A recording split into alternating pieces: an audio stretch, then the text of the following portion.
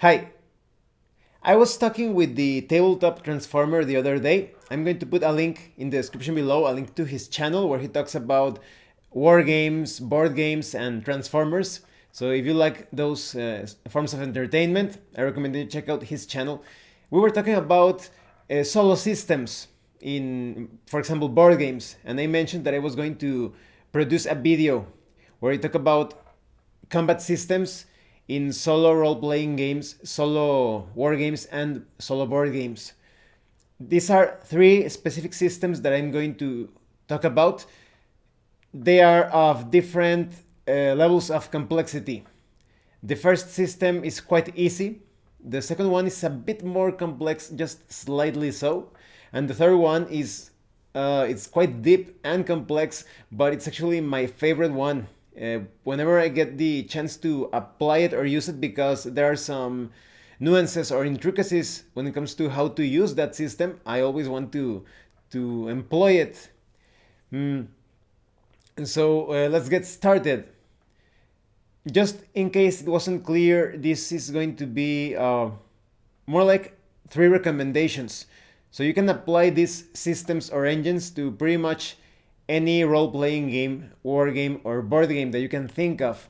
There are probably some exceptions that do not work well with these systems, but I've been play testing them with different games, and I think they are going to cover most situations, most games. First, let's start with a system that probably a lot of you already know about because I did a complete review featuring it some time ago. I'm going to put the link to the complete review in the description. In this video, I'm not going to go too deep into details. If you want more information, please check out my complete review. But this is the Hostile AI system. This is basically a system of cards to generate all sorts of maneuvers, attacks, strategies, and tactics that your fictional opponent or artificial intelligence controlled opponent is going to employ against you. This is the most simple of the three systems, very easy to use. You could print the cards or purchase them at Breakthrough RPG, the complete deck. I think it's available in both Breakthrough RPG and Wargame Vault. So you can choose to purchase the deck of cards, or you can purchase it as a PDF and then you print the cards at home or wherever. But you can also use dice to generate the results, like I mentioned in my method of Abraham's method, to run solo role-playing games with you participating as a game master with AI-controlled player characters. If you haven't seen my method, I'm also going to put the link in the description below. I recommend that you check it out. So in the case of Hostile, you have, I think there were 20 pages. Let me check out that number real quick. 1, 2, 3, 9 pages. And most of those 9 pages contain 9 cards. So in order to use this deck by rolling dice, you open your PDF, you roll a d10 and you ignore the 10 in case you get that result. So you get a number between 1 to 9. And so let's say that you rolled an 8. So you just click on the page number 8 and now you have 9 cards to choose from. You roll your d10 again and you select a number, ignoring if you rolled a 10, of course. So that's the way you're going to be determining the types of maneuvers or actions or attacks that your opponent is going to use against you. So this system is perfect to play mass battles or large scale war games or role-playing games that also have those they have those situations. Some role-playing games use some subsystems to run mass battles, but you can also use it in board games, of course. Maybe you have some strategic board games with where you have to control territory, attack the enemy base and such. You can use this system for that. So you can get some actions such as attack or make some defensive advances or moves towards the enemy, or maybe you get a result of flanking or the enemy is going to focus completely on defense. And this is also perfect for some stealth-based war games, role-playing games, and board games, because you also have results such as the enemy is patrolling, or the enemy is calling for reinforcements, or the enemy is going to support one of the other units, that is maybe Unit A is far away from Unit B that is currently being engaged in melee by one of your units. So now your AI opponent is going to move that unit against the melee engaged units to support the other units. So this is a very handy, very easy to use system. I think it's better if you use it with war games. It also works well with skirmish games. When it comes to role-playing games, I think it works much better in military campaigns and such. And in board games, it could apply to certain board games. So for example, if you like to play the Warcraft board game, or I guess you could even use it with some more classic board games like Risk. I haven't tried it, but you would only need to tweak or modify some of the results, because maybe you get the charge result or the patrol, like I told you, and apply it to the situation. But it works great. The only weakness that this system has is that it doesn't offer too many options when it comes to interacting with features in the battlefield. So, for example, if you use it in your standard Kings of War or Age of Sigmar battle, it's going to be very easy to apply the results. You even have a system of tokens or cheats, or shards rather, that you apply to give priority to different units, because we always want to take down those enemy casters, those glass cannon sorts of units that cause so much damage when they attack, but at the same time they are not very sturdy, so they could be given a high priority. Or perhaps the enemy general as well, you have different degrees of priority that you can assign to the different units, and that way it's going to feel like your fictional opponent or AI controlled opponent is going to be thinking about ways on really screwing you up by eliminating your general, your wizard, etc. So it works best in those war games types of situations. Now, the next system, many of you have already seen this deck of cards, the Game Master's Apprentice decks. There are several decks divided by themes. You have the fantasy deck, the sci-fi deck, horror deck. This is the system that I use with Abraham's method. So a lot of you already know how this works. You have a single card, you draw a card and it contains different elements. You have a verb, an adjective, and a noun. You also have the 4 elements of nature: fire, water, earth. You also have sensory information, things that you can hear, you can smell, you can touch. There's also information on things that you find when you, for example, defeat an opponent. There are also icons representing situations and places. So there are so many elements in a single card. And all of these different systems, I'm going to put the links in the description below to the Drive-Thru RPG and Wargame Vault sections where you can download them. This Game Master's Apprentice deck is also very easy to use, and I think it works much better in war games or skirmish games, where there are specific battlefield elements that you need to interact with, or that you can potentially use against your opponent.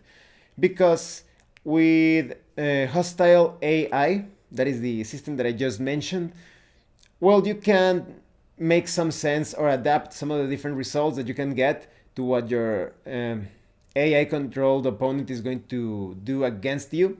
Because let's say, for example, there is this dam in the battlefield, and if someone destroys the dam, the water is just going to pour out, and a section of the battlefield is going to be completely flooded, and perhaps it's going to damage troops that are in the way of the water. So if you use Holstile AI, some results of perhaps attack and flank if the unit that got that result is going to is close to the dam. Maybe that way that indicates that the unit is going to attack the dam so that the water pours out and affects the opponent in a negative way. But with the Game Master's Apprentice deck, if there are many different elements in the battlefield that you can interact with, depending on the results, it's going to be more sense that the opponent or a specific unit is going to take specific actions with those elements. So, for example, in the case of the dam, maybe you roll, and in my Abraham's method video that I'm going to put in the description below, I also tell you how to use dice to determine the results with that deck. Maybe you obtain something like destroy natural structure. So that makes perfect sense. That means that the closest unit to the dam is going to attack the dam with perhaps some machinery of war or a spell, and it's going to destroy the dam, and the water is going to pour out and perhaps damage the enemy units or create this section in the battlefield that is hindering terrain, or that it's simply impossible to move across it unless you use some sort of boat or bridge. But what if there is no dam, or what if there is a log cabin nearby? Maybe the unit is closer to that cabin instead of the dam, and you apply the result that they need to attack that structure instead, because natural, it's made out of wood, it's a structure, it's a cabin, so the unit is going to focus on destroying that piece of terrain, and that way the opponent won't be able to use it as a sort of cover or shelter from your attacks. So it's all about adjudicating and applying the different results that you roll. And many of you know how I've applied these results when it comes to my solo RPG campaign of Featuring from the Ashes. If you haven't seen that campaign, I'm going to put the link to the playlist in the description below. I get some pretty wacky results when it comes to how Corvus, my AI controlled player character, is moving about, solving puzzles, choosing the right way through different dungeons, the different attacks that you can employ against your enemies. You get some examples on how to use that deck in those videos. When it comes to battle or attacks, the different words that you generate, they give you a general idea of how the individual model or perhaps an entire regiment is going to attack the opponent. So maybe you get something like confuse, ranged, menace.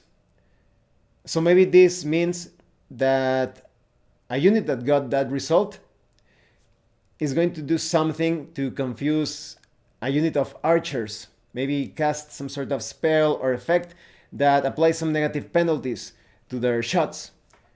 So you can apply those results in that way. It's all about your creativity, your imagination, the sense of logic and reasoning, making some connections with the results every time you draw a card and apply it to the situation on the battlefield and the particular unit that is currently being activated. The the Game Master's Apprentice deck, I think it works great with role-playing games when it comes to you need this artificial intelligence to try to take on different puzzles and choose the different routes or paths through a dungeon or adventure site, perhaps through a swamp or forest or castle or anywhere. It works decent when it comes to playing mass battles sort of games. I would rather use Holstile AI and adjudicate those results, but you can also use it with some war games, of course. And when it comes to board games, it depends on the board game, but I think that board games with battles, skirmish sort of situations, where there are many things that you can interact with on the battlefield. Perhaps you are playing Earth Reborn. I actually haven't played Earth Reborn. Sorry, I haven't played Earth Reborn using this system. I think it will work great because there are many different rooms and machines that you can activate. So you're going to be making your rolls with the Game Master's Apprentice deck, and depending on the verb, the adjective, and the noun, You could apply those results to a single trooper or soldier that is moving through a room. Maybe you get some words related to nuclear launch and you need to activate, there is a possibility of activating this nuclear launch in a room. You could adjudicate the result like that. Oh, this warrior is going to activate that device.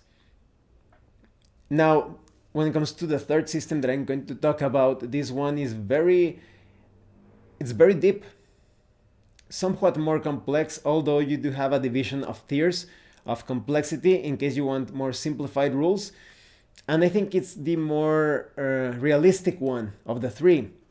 This is called the Flex AI Guidebook, Tools for Intelligent Dynamic Creature Combat.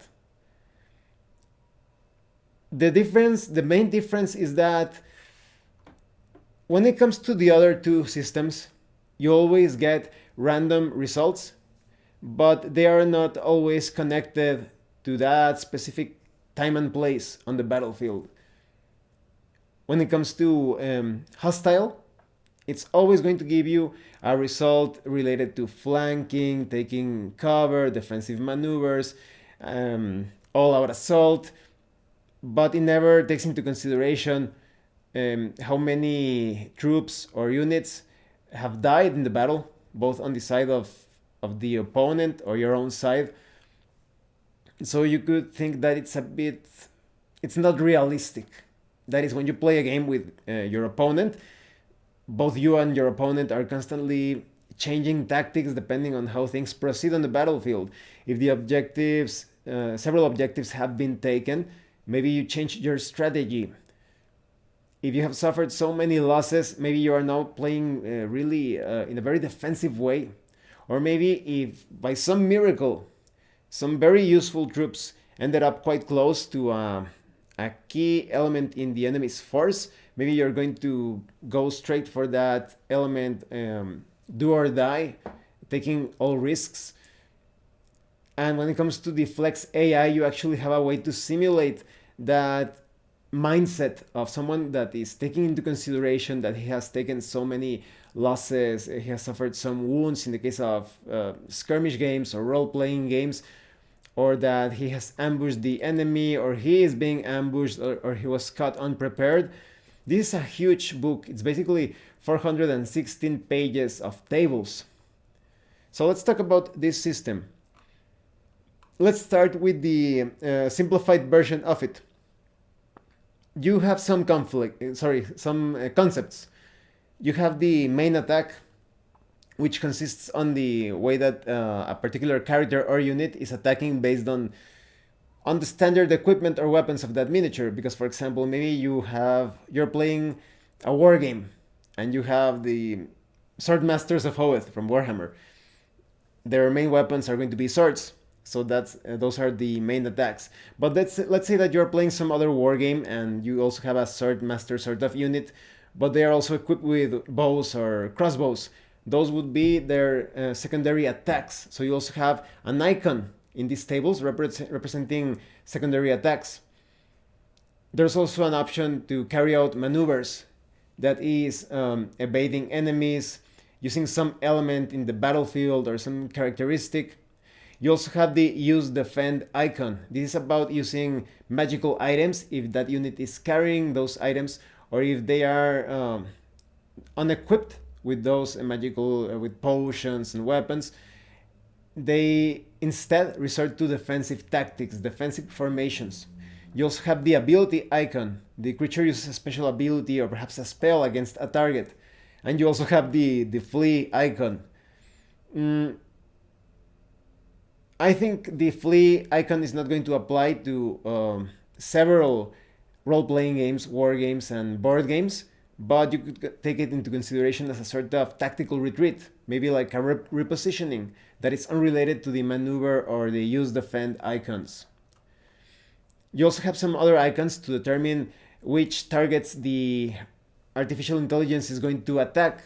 Maybe it's going to attack someone in the front line or in the rear guard, the closest enemy, the farthest enemy, the enemy that is most wounded, or the healthiest enemy, an enemy that is using ranged attacks or spells, an enemy that is focusing completely on melee, these icons will designate those particular targets.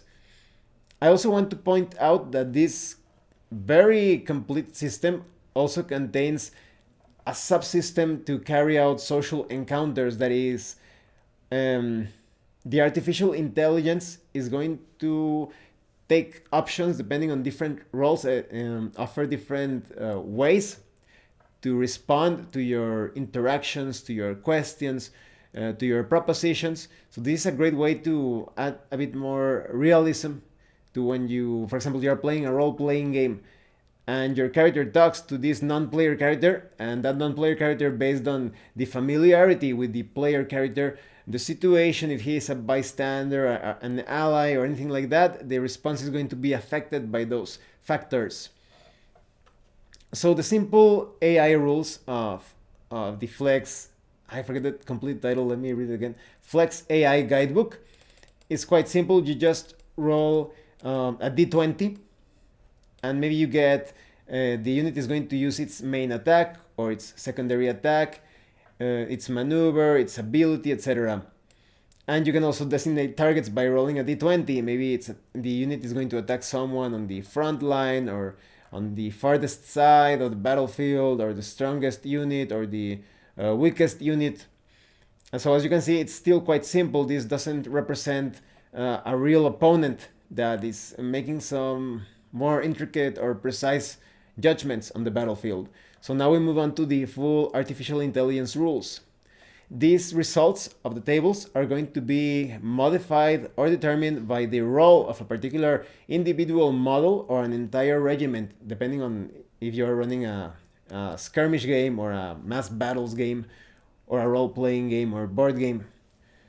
So, for example, let's say that you're playing a superhero game, and perhaps some of you have seen my community section of the channel, where I talk about that I'm going to bring up a review of a solo superhero game. I'm currently play testing it. I'm going to start working on the video next week. It's a great game, in my opinion, so far, based on what I have seen when it comes to playing a solo or co-op experience with you and your friends, fighting against AI-controlled supervillains, or superheroes if you want to play a supervillain. So I hope you stay tuned for that review. But like I said, maybe you are playing some other game and you have this Hulk sort of character that would be the brute archetype. Or maybe you are playing a fantasy game and you have this fighter with sword and shield. He would be the soldier archetype. Maybe you are playing a sci-fi game where you have this shootist or bounty hunter sort of character. He would be the artillery role.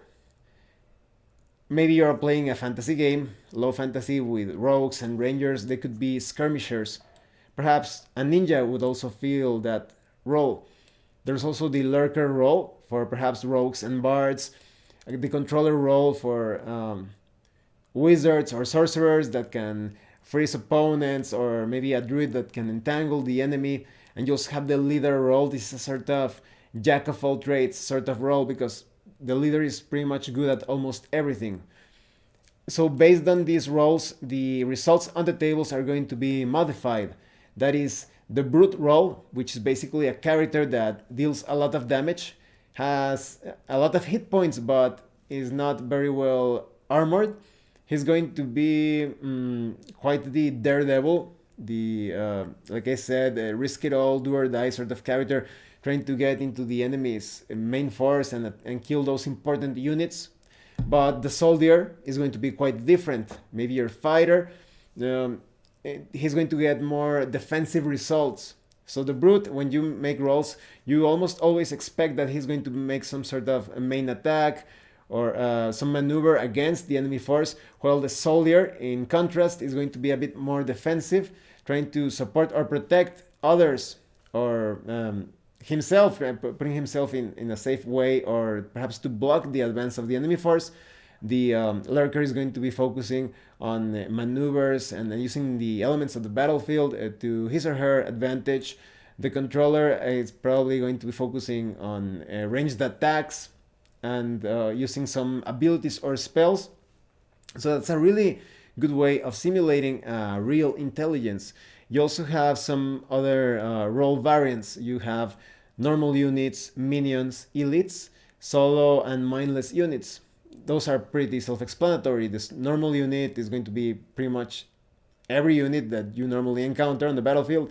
The minion, those are the weakest follower type of units or troops. The elites are the best of the best. The solo unit, usually this one feels more like a lone warrior or skirmisher that usually flanks the enemy. And mindless is someone that is being controlled, or perhaps an undead creature.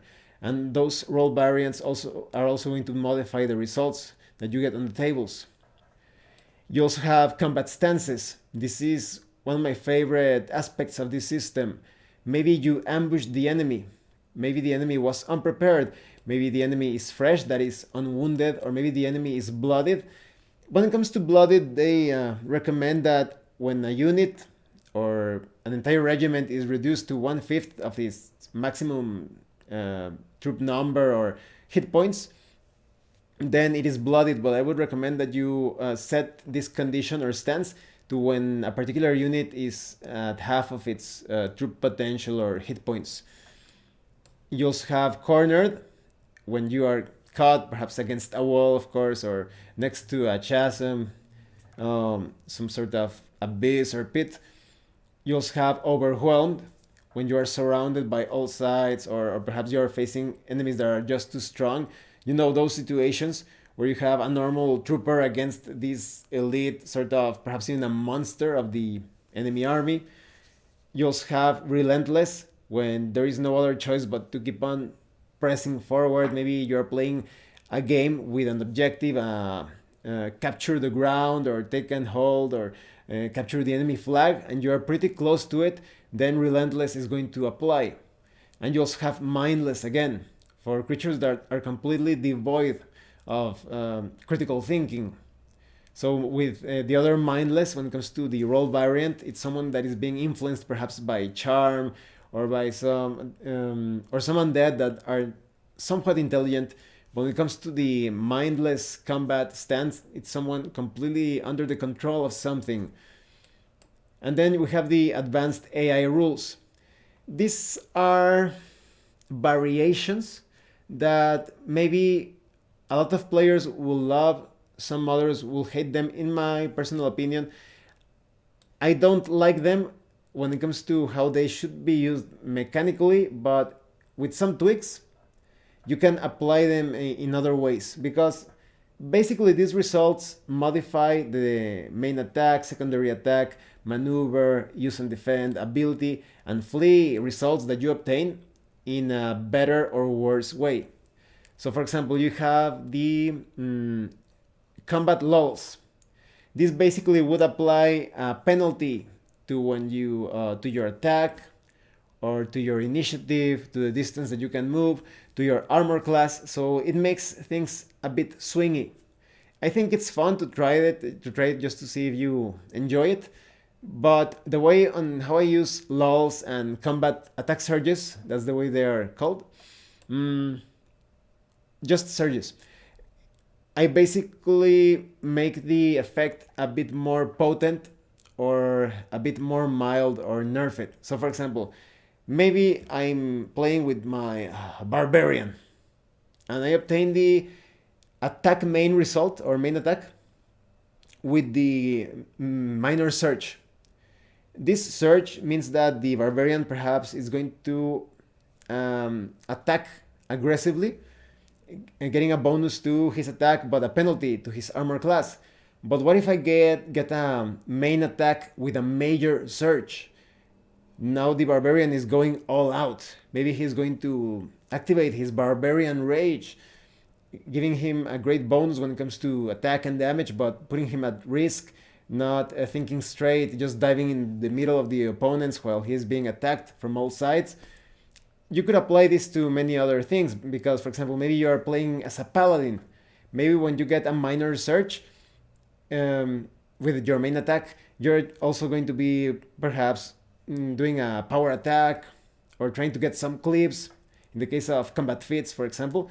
But if you get a major search, maybe that's when your paladin is going to use the, well, depending on the role-playing game, the righteous strike, or, I'm currently forgetting the precise name for Pathfinder, but it's basically that strike when you deal a lot of damage based on your charisma and your level against devils or evil enemies.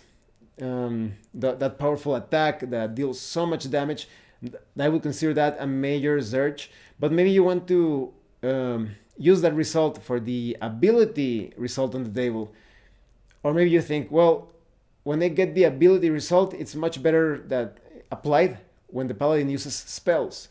So it depends on many things, on the character class and the role.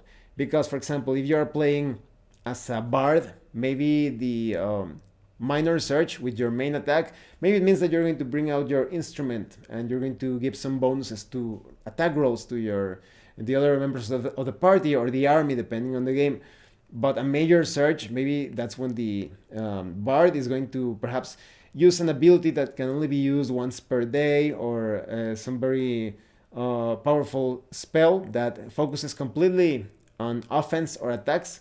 And abilities have to do with more boost related effects that raise your defense, or perhaps that give you some greater perception in case of a role-playing game to detect traps and such. So it all depends on how you want to adjudicate things. And when it comes to using magical items, you have the use defend item option. So there's a lot of, or result rather. Now when it comes to combat lulls, I apply this one in a different way, very different. Let's go back to the barbarian. The barbarian obtained the main attack with a minor lull. So I would consider this that the barbarian is going to attack but while fighting defensively. And when it comes to a major lull in the main attack, maybe the barbarian is going to attack while backing away. But what if, for example, you get a minor lull when it comes to abilities? Maybe the barbarian is not going to do something so radical as when it comes to activating his rage, but he's going to try to climb up to attack that spellcaster. Or when it comes to a major lull, maybe the barbarian is going to completely focus on keeping himself safe, perhaps getting close to other units like the paladin or the fighter or the cleric because they are better armored, so that he's still attacking, but there is a lull in that barbarian's attack. So again, it's all about adjudicating or applying the results depending on the situation, the type of troop, the character class. And so this Flex AI system can be used in war games, role-playing games, board games. I think it works great with all three. However, because you need to take into consideration the role of that warrior or that regiment, and the variations, that is the type of troop, maybe it's a normal troop or an elite troop, and the state of that troop. Is that troop cornered or being ambushed? But you also have a way to determine which enemies they are going to target. So like I said, you need some prep time. You need to think ahead of the game before you start the game, assign the different roles, the variations, determine when a particular troop is going to be ambushed or when that troop is ambushing someone. And it's all about applying the artificial intelligence results to your enemies and to the situation turn by turn. So, but I actually have had a lot of fun with this system, with the Flex AI. When I bring out my next session report of From the Ashes, you will see that the character Corvus, I basically handled him as a leader, a normal solo leader. And when the battle started, he was somewhat fresh. So he started, he was relentless because it was a critical moment in that adventure. So I obtained those results for those attacks, and there were many other changes based on when he was getting wounded or cornered. I wrote it all down, so you will get the precise results when I bring out my other video, but it was really exciting for me to see how Corvus was reacting depending on how the enemy was attacking him. During a moment, his sword was taken off his hand. The monster pretty much slashed the sword out of his hand, and then he brought out his club, and then his club got destroyed, and then I started making rolls based on everything that was going on. His battle stance changed as he was being affected, and the Game Master's Apprentice deck that I use with Abraham's method, it's a good deck, but I think that when it comes to combat, I am going to replace it with the Flex AI Guidebook. I am still going to use the Game Master's Apprentice deck to solve puzzles and the way the character is going to move through different dungeons and adventure sites. But the Flex AI system is so beautiful. I had so much fun and the results were so vivid. It was really fun to apply the combat lulls and surges based on the situation and on the capacity of Corvus to do something in a particular round. It was amazing. So I'm really going to replace the Game Master's Apprentice deck with the Flex AI Guidebook during battles. And like I said, if you're playing a war game, you could also use the Flex AI. Instead of applying the results to a single character, you could apply it to several different units or troops. Just make sure you define their roles. Oh, this is a unit of berserkers, they are brutes. Oh, this is a unit of knights, they are soldiers. Or let me go back to the types so I can make some better examples. Here they are. Yes, soldiers. Or you have this unit of archers or spellcasters that deal a lot of damage with their fireballs and thunderbolts. They are artillery. Or you have this other unit of perhaps, like I said, druids or clerics that entangle or paralyze enemies. They are controllers. So you just need to apply those things to the different troops and units, and it's going to be even easier in skirmish games. So all in all, I hope you all enjoyed this exposition of these systems. I didn't go too much when it comes to the finer details or points of each of these different combat engines. I also want to recommend that you check out the Solo RPG Guys review of the Game Master's Apprentice deck if you want to take a look at the cards and know more about each card and the different sections. I'm going to put the link in the description below to his review of that deck.